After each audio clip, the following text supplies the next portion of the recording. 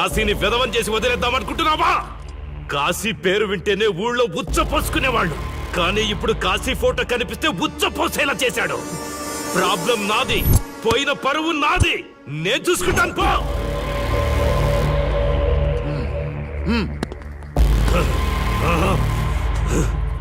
చైత్ర, స్టేషన్కి వెళ్ళొస్తాను.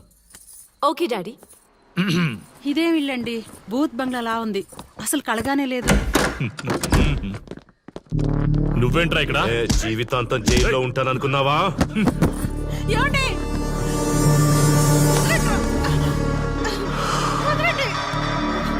నీ ఇంట్లో అసలు అందమే లేదురా. రాయ్, ఏంట్రా వాగుతున్నావు? డాడీ చైత్ర, డాడీ వదలండి, వదలండి. ఒక్క నిమిషం ముందు అబద్ధం చెప్పాన్రా.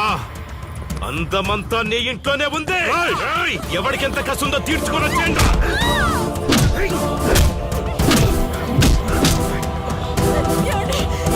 చైత్ర చైత్ర డాడీ,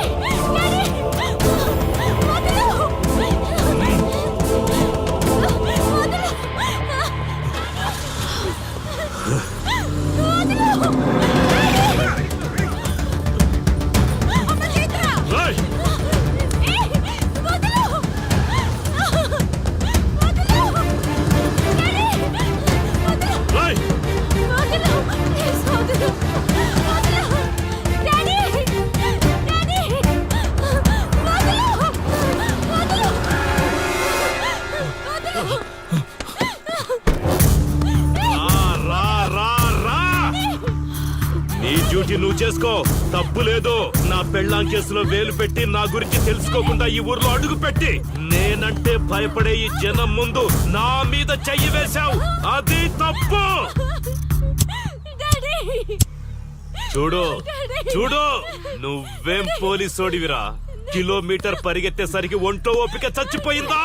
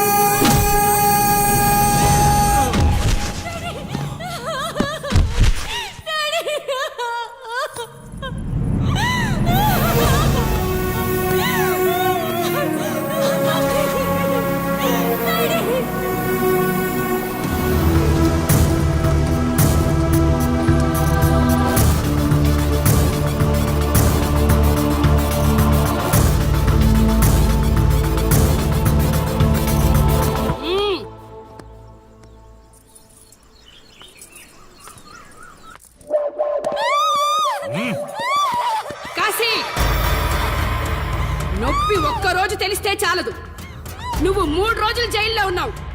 అది జీవితాంతం మన ఇంట్లో బందీగా ఉండాలి.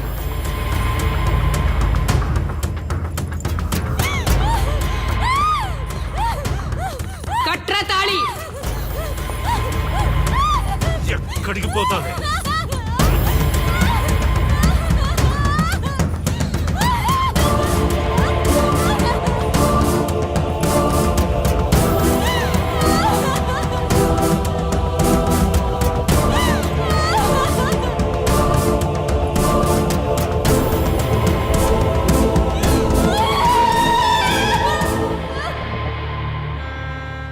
ఆ దుర్మార్గుడి నుండి తప్పించుకుని నా దగ్గరకు వచ్చింది. ఆ తర్వాత నీకు తెలిసింది.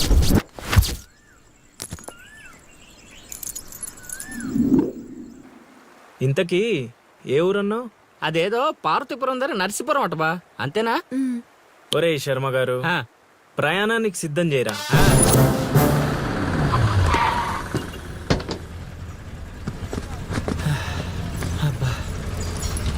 బా, ఊరు చాలా పెద్దదిలా ఉంది, ఎక్కడైనా ఎతుకుతాం? రే శర్మ గారు, నడవడానికి కాళ్ళు, తిరగడానికి ఓపిక 2 ఉన్నాయి కదా. ఐసులే పోనే. బా కిరసనాలు పోసేసుకుంటున్నారు. ఏయ్, ఏయ్, ఆగు. ఏయ్, ఏం మనసు నువ్వు? ఆగు, ఆగు. ఏమన్నా పిచ్చా? వీడియో తీస్తా పక్కకు జరుగు. నువ్వు తీవా? వీడియో తీస్తావా నువ్వు? ఏయ్, నీ ఆవా మాట్లాడుతున్నాడు కదా ఆగలేవా? అసలు నీ ప్రాబ్లం ఏంటి? చెప్తే ఆరుస్తారా తీరుస్తారా? నా సావు నన్ను సావనివ్వండి. నీ అయ్యా చచ్చేదో చెప్పిసావు మాకు క్లారిటీ ఏడ్చుద్ది. ఏరా నువ్వు పత్తి రైతువా? కాదు, వరి రైతుని. వరికి పురుగు పట్టిందా? కాదు, పంట కూడా బానే పండింది, డబ్బు కూడా చేతికొచ్చింది. పంట పండితే పండగ చేసుకోవాలి. ఈ సావులేంట్రా? బావా నువ్వేం డీల్ చేయి, నేను వెళ్ళి చైత్ర గురించి తెలుసుకొని వస్తాను. ఇప్పుడు చెప్పు అంకుల్ ఏంటి నీ ప్రాబ్లం? నేను ఇడికాడ అప్పు తీసుకున్నాను. డబ్బులు వచ్చాయన్నావు కదా ఇచ్చేయి. ఇచ్చేద్దామని నేను అనుకున్నాను. ఆడసలు పుచ్చుకోనే లేదు. ఎందుకు వడ్డీ ఎక్కువైందా? వడ్డీ వాడు పక్కన ఉంచే. ఆడ అసలే వద్దన్నాడు. మంచిదేగా డబ్బులు మిగిలాయి. ఆ, ఏటి మిగిలేది? సిక్కంతా ఇక్కడే ఉంది. ఊరు అమ్మోరు పండుగ మొదలై 3 రోజులు అయింది. అయితే ఏటైతే ఆడి దగ్గర అప్పు తీసుకున్న వాళ్ళు అందరి ఇంటి ముందుని రోజుకు ఒక డ్రామా వేస్తున్నాడు. అదిగో టెంట్ కూడా రెడీ అయిపోయినది. ఏంటేస్తే అది నీకు టెంట్ లాగా ఉందా? నాకు పాళ్ళలాగా ఉంది. ఆ? అర్థం కాలేదా? రా చూద్దుగానే. అదిగో చూడు, ఇదిగో ఇది పరిస్థితి. నేను నీడింటి ముందు వేసినారు, ఇవాళ నా ఇంటి ముందు వేస్తున్నారు. ఏవే ఆ కిరసనాయిల డబ్బా అటుకురా. ఎవడరా బాబు జనాలు సావక ముందనే సమాధులు ఎక్కిస్తున్నాడు. ఎందరెందరో మహానుభావులను పొట్టన పెట్టుకున్నావు శ్మశానమా, నీకు ఇసుమంతైనను జాలి లేదా? ఎన్నో ఏండ్లు గతించిపోయినవి కానీ ఈ శ్మశాన స్థలిన్ కన్నులు వచ్చిన మందభాగ్యుడు ఒక్కడైనను లేచిరాడు. ఎన్నాళ్ళ ఆహా హార్మోనియం పద్యం రక్తి కట్టే సమయంలో దగ్గి డిస్టర్బ్ చేసావు కదరా ఎద్దవ్వా. వంకెతకలేనమ్మా డొంకెట్టుకు ఎలాడిందట. పద్యం మర్చిపోయినని ఒప్పుకోవచ్చు కదా. అవే సాంఘిక నాటకాల హీరోయిన్. ఇంత గొప్ప హరిశ్చంద్ర నాటకములో నా పక్క అది నా పక్క చంద్రమతి వేషమంటే మాటలా? నాకే కౌంటరా? ఏయ్ పద్మశ్రీ అయ్యగారు తాళాల దగ్గర ఇచ్చమంటారా? టైం కాదురా, నే చెప్తాగా. ముందా మంచినీళ్లు గొంతు శృతి చేసుకోవాలి. గురుగారు యాదవ సేతురం కాకపోతే రిహార్సల్స్ కూడా ఈ గెటప్లు ఏంటండి? ఒరే హార్మోనిస్టు, వేషం పడకపోతే పద్యానికి గొంతు పెగలదురా. మొదలెట్టండి.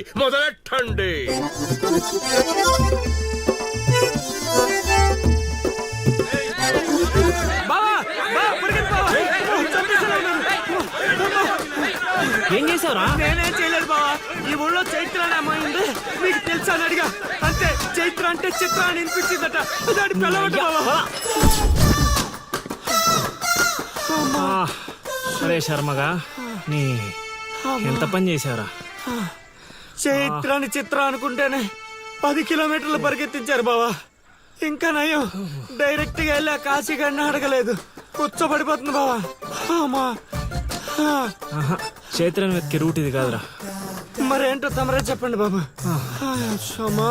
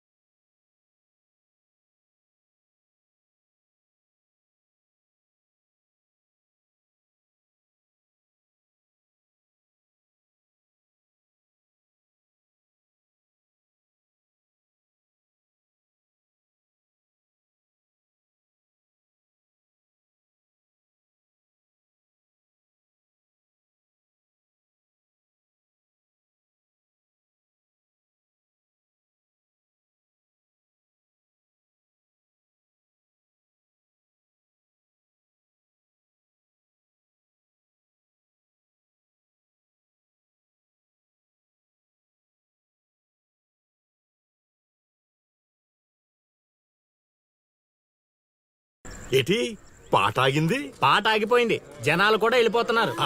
గా, అలా కొయ్యిలా నిలబడకపోతే 10 రూపాయలు ధర్మం చేయొచ్చు కదా. హతవిధి కళాకారులు యాచించుటయా?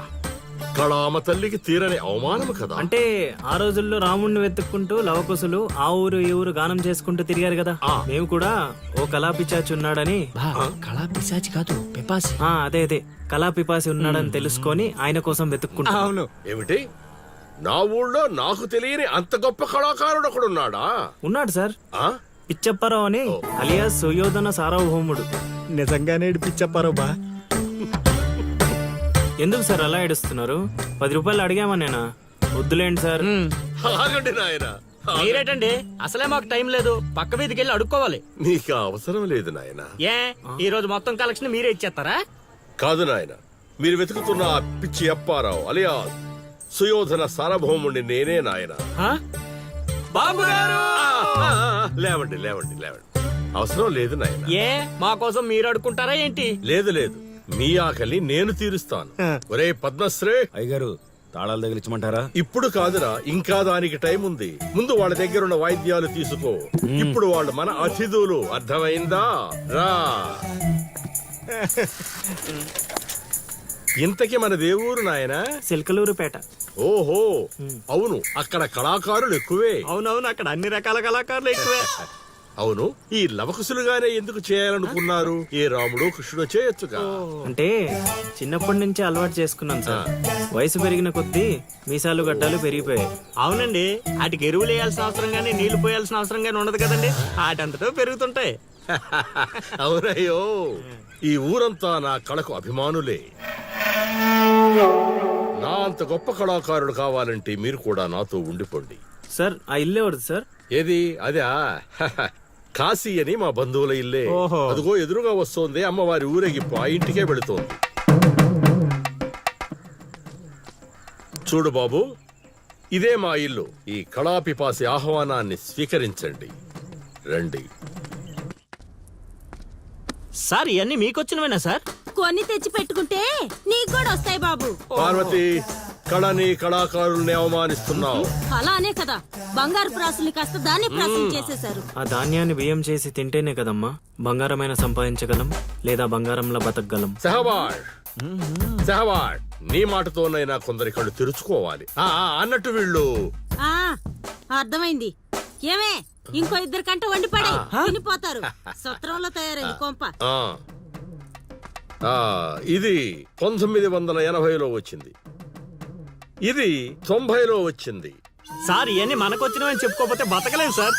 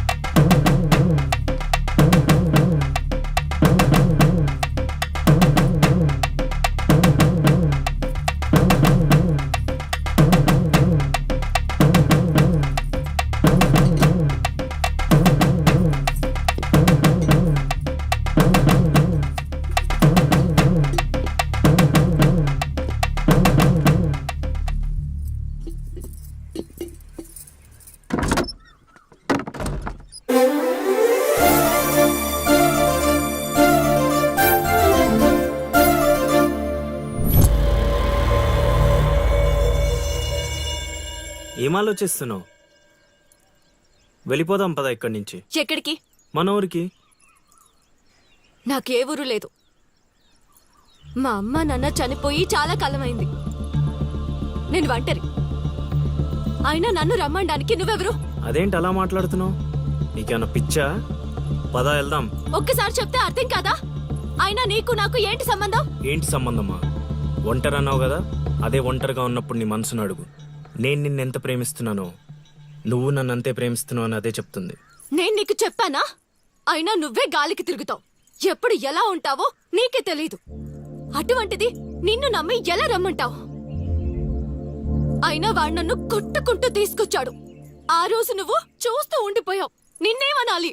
అదా నీ ప్రాబ్లం? ఈ మాత్రం కన్ఫర్మేషన్ చాలు నేను ఫిక్స్ అవ్వడానికి. అయినా నేను ప్రేమించిన అమ్మాయికి పెళ్ళై ఉండాలని మా గురుగారు ఎప్పుడో చెప్పారు. ఆనందం వస్తే స్టెప్ లేకుండా ఏడ్చి కూర్చుంటారా? ఇప్పుడు చెప్తున్నా విను. తెలియకుండా తీసుకెళ్ళిపోవడం, చెప్పకుండా లేపుకెళ్ళిపోవడం కష్టం కాదు, నాకు ఇష్టం లేదు. తీసుకెళ్ళను లేపుకెళ్ళను అన్నానని నువ్వు దేనికి ఫిక్స్ అవ్వకు. ఎందుకంటే నా మాటకి నేనే ఫిక్స్ అవను.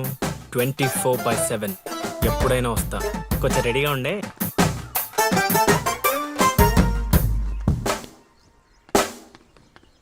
రే కాశీ, ఇంట్లో దేవుడున్నాడు.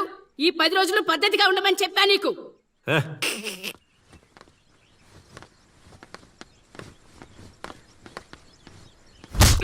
రై రై రై పడాదే రై ఎవడ్రాదే రై.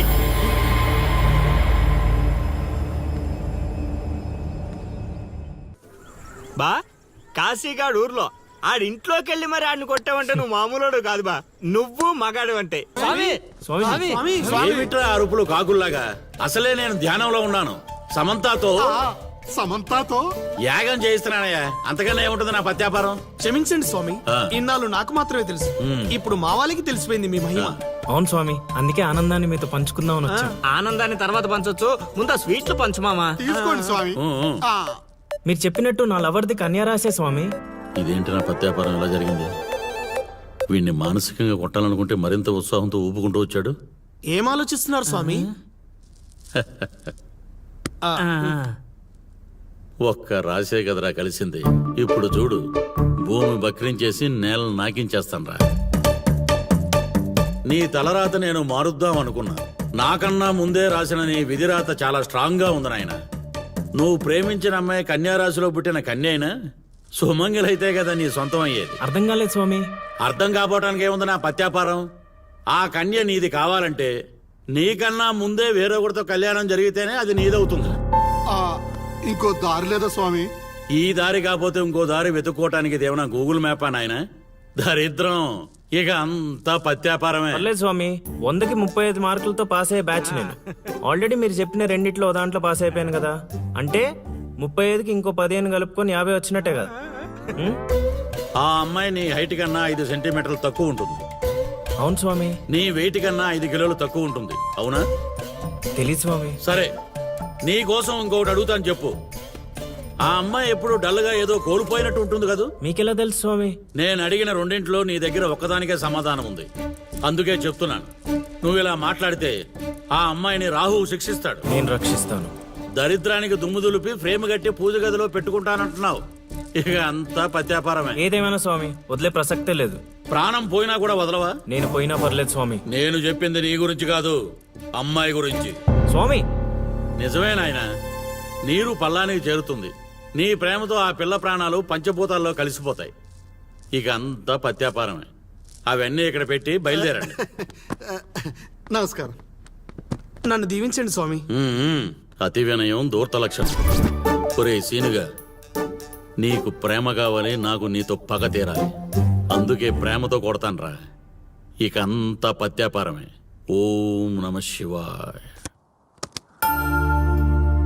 ఆడుబా ఆడకుండా ఆలోచిస్తున్నావేంటి? ఇంకేం ఆలోచిస్తాడ్రా? ఆ చైత్ర గురించి ఆలోచిస్తుంటాడు. ఆహా, అంత ఆలోచన ఎందుకు బా దాని గురించి? ఎట్లెళ్ళే వెళ్తున్నారా కోటిపల్లె? కోతులు ఎదురొచ్చాయిగా, ఎక్కడికైనా వెళ్ళాలి.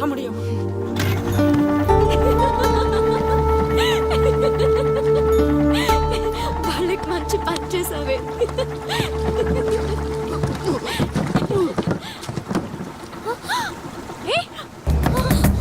ఏమైంది అతనికి? Oh my God!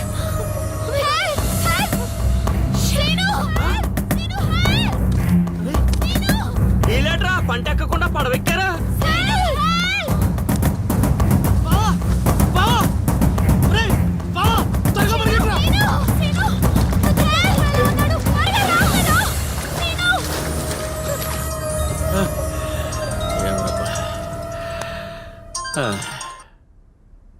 గురుగారు చెప్పు నాయనా. మీరు చెప్పినట్టుగానే మా వాడు నీళ్ళలో పడి కొట్టుకుపోతున్నాడు. పోన్లేరా, కొట్టుకుంటూ పోయి ఎక్కడో ఒక దగ్గర తేల్తాళ్లే. అలాగే గురుగారు. ఆ సీనుగారిని గంగపాలు చేద్దాం అనుకున్నాం. ఆడే గంగపాలు అయిపోయాడు. ఓం నమ శివాయ. ఇక నిశ్చింతగా పడుకోవచ్చు.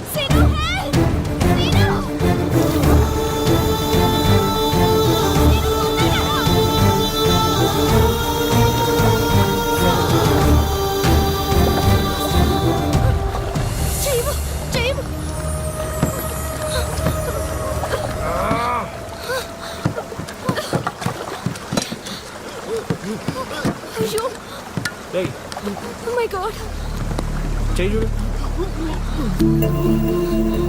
రేయ్, రా, రా, రేయ్.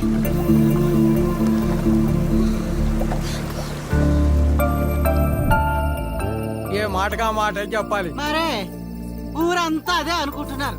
వాడు బాధ్యత తీసుకుంటే ఎంత రిసికైనా చేస్తాడు ఎదవ.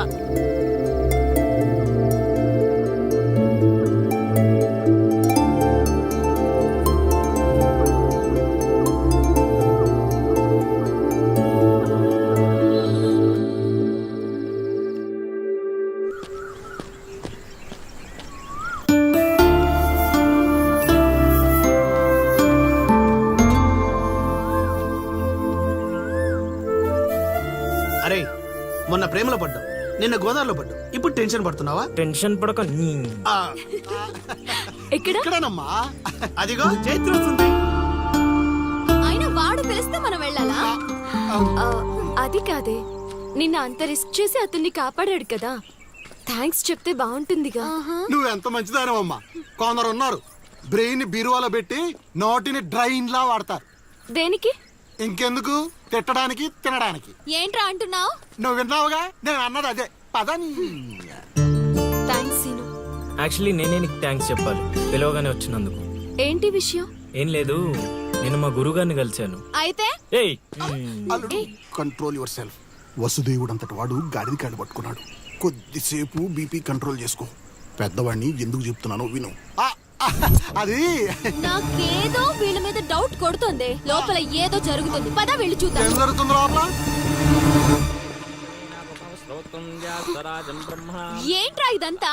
ఏయ్ ఏర్పాట్లు చేసిన వాళ్ళని చెప్పమా, తొక్కలో కంగారు. ఏంటి సీను ఇదంతా?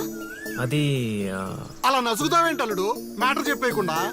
నీ జాతకాలు బాలేవని మా గురుగారు చెప్పారు. అయితే నిన్ను ఆ అరటి చెట్టుకిచ్చి పెళ్లి చేస్తే అంతా బాగుంటుందంట.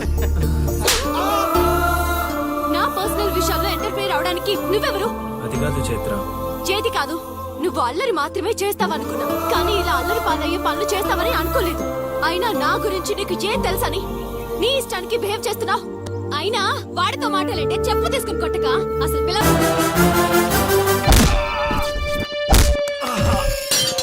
సార్ సార్ సార్, మీరు చాలా రిస్క్ చేస్తున్నారు సార్.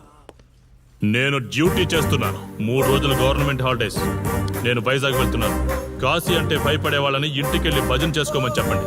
తిరిగి వచ్చాక వాడిని కోర్టులో ప్రొడ్యూస్ చేస్తాను. వాడిని వదిలే ప్రసక్తే లేదు. నమస్తే సార్. ఎక్కడ మీ ఎస్ఐ?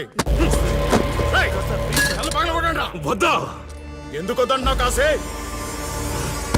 చెత్త నా కొడక. ఊర్లో